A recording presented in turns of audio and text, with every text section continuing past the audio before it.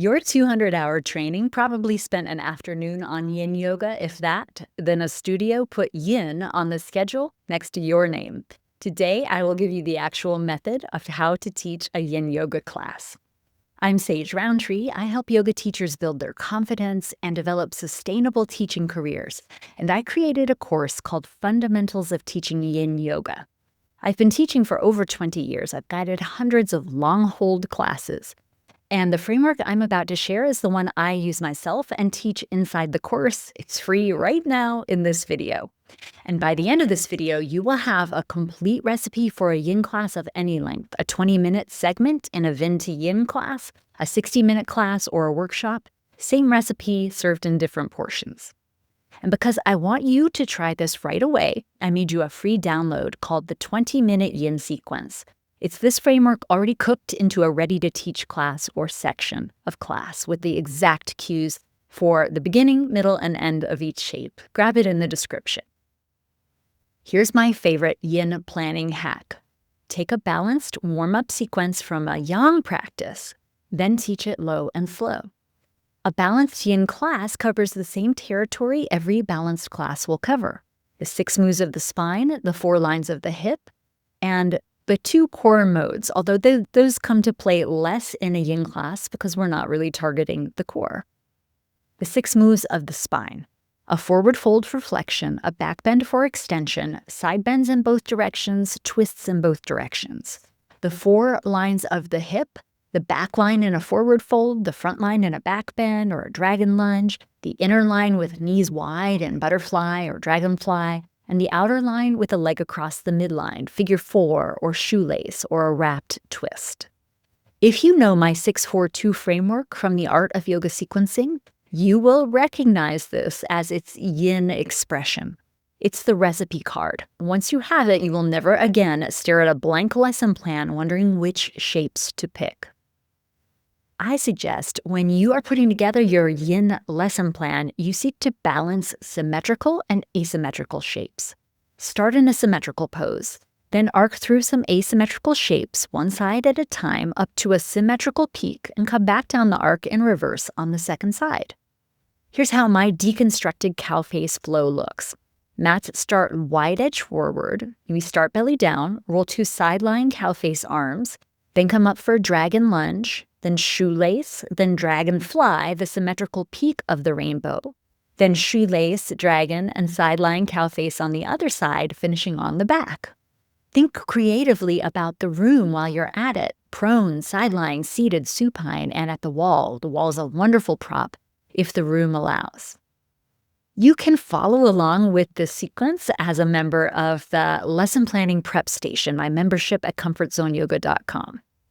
One practical gift of this structure: the symmetrical shapes are your timing buffer. You can shorten or lengthen them to end class exactly on time, which is a gift to your students. Remember, your students may have somewhere to be. Ending on time is a professional courtesy every time. Yin Yoga's instructions for a pose repeat, and that's a feature. Every shape follows the same 3 steps. We look for the appropriate degree of stress. We get settled there, we grow still, and we stay a while, generally 2 to 6 minutes per pose.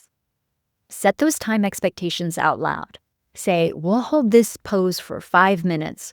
You'll probably find yourself using the first minute to settle in, the middle minutes to observe, and the last minute to notice what's changed and what keeps changing. When students know the shape of the hold when their expectations are set, they'll stop bracing against the shape. When students exit a shape, the sensation can crescendo before it fades. My yin yoga teacher, Paul Gurley, with his very dry sense of humor, said to me, "So far as I know, no one has ever died from the experience of exiting a yin yoga shape. But that doesn't mean it's always fun." I have felt like I was getting stabbed energetically coming out of deep spinal flexion and caterpillar. And watching that feeling crest and then fade really taught me more about my own reactivity than the pose itself did. Teachers handle the in-between differently, and you get to choose. Some move pose to pose with almost no downtime between them. Others hold a minute of pointed stillness with instructions not to move. Some invite wiggling and squirming to shake it all out. I hope you'll ask yourself what feels natural in your own practice and how much you really want to micromanage your students' experience. I choose the middle path. I slot in a minute or so between shapes and invite students to stay still for a moment, watch the rebound rise and fall, and once it fades, they can continue in stillness or get their wiggles out before the next shape. If squirming helps, squirm. Your classroom, your call, and your students' bodies, their call. Creating the experience starts before the students even arrive. Try to keep the room slightly warmer than usual. If you can, set a station at each mat with a bolster, 2 blankets, 2 blocks. Let students know props are not a sign of weakness. They are tools for exploration. Expectations are the other half of the setup, and they start before you cue the first shape. If you can catch a newcomer one-on-one, ask them whether they've taken yin before, and if so, what they found challenging and what brings them back. If they haven't, you've got a golden 30 seconds to set some levels. Mine goes, in yin, we're down on the floor the whole time, so props will be your friends. The practice can be sweet, almost restorative, or quite spicy. You hold the cards. You're like Dorothy and Oz with the ruby slippers. You can always go back to home base. Everything I offer is a suggestion. It is not a personal challenge. Then set the frame for the whole room as class opens. Let them know who you are, how long the class runs, how long the holds run, and give them standing permission to exit any shape or the class itself before your cue or to stay past it. Inside the shapes, describe where the pose operates instead of how it should look. Alignment is largely irrelevant in yin, and a menu of 15 variations, you could do this, can paralyze a room. For Sphinx pose, for example, I would say, we are looking to apply stress to the lower back, maybe some opening across the front of the hips and the chest, and if you care to hang your head down, a stretch for the neck. Name the target region and students will build the shape that gets them there. Pair it with a discernment cue. A dull, tuggy, stretchy feeling is the practice. Anything sharp, shooting, or electric, or a limb drifting off to sleep means to move out and rebuild. Then, manage your voice.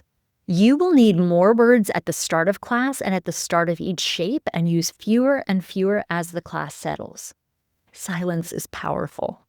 When you feel compelled to speak, take 3 slow breaths and remember the acronyms WAIT and WASTE. WAIT stands for why am I talking, and WASTE stands for why am I still talking. 2 more professional standards for yin. Skip the manual assist. Students are at vulnerable edges, and a well-paced prop or a demo alternative will serve them better than your hands. And stay out of the aisles during long holds. A steady, quiet presence at the edge of the room is enough to hold the teaching. All that quiet is fertile ground for a theme, something Alexandra Desiato and I wrote 2 whole books about in the Teaching Yoga Beyond the Poses series. You don't need much. An opening story that connects the theme to real life, and then a line or 2 or 3 or 4 dropped into the stillness, and a recap to tie the bow on the way out the door. Movement classes force you to shout a theme over the choreography. Yin yoga hands you a quiet room. Make your point briefly and then let it steep. Now, which piece do you already have and which one is missing? The balanced pose recipe, the timing, or the comfort with quiet?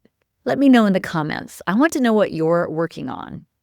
Grab the free 20-minute yin sequence in the description and teach it this week. It's the recipe from this video already portioned for you, 3 shapes balanced with the exact words for entry, midpoint, and exit.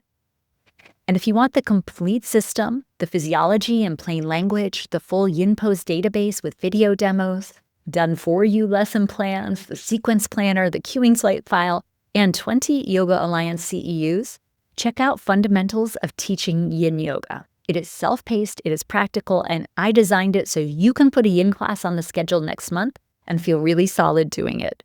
Link is in the description. Your students are asking for slow, and now you have a recipe to serve it. If you're still working on how to define yin, watch my video on what yin yoga actually is right here. I'll see you in the next one.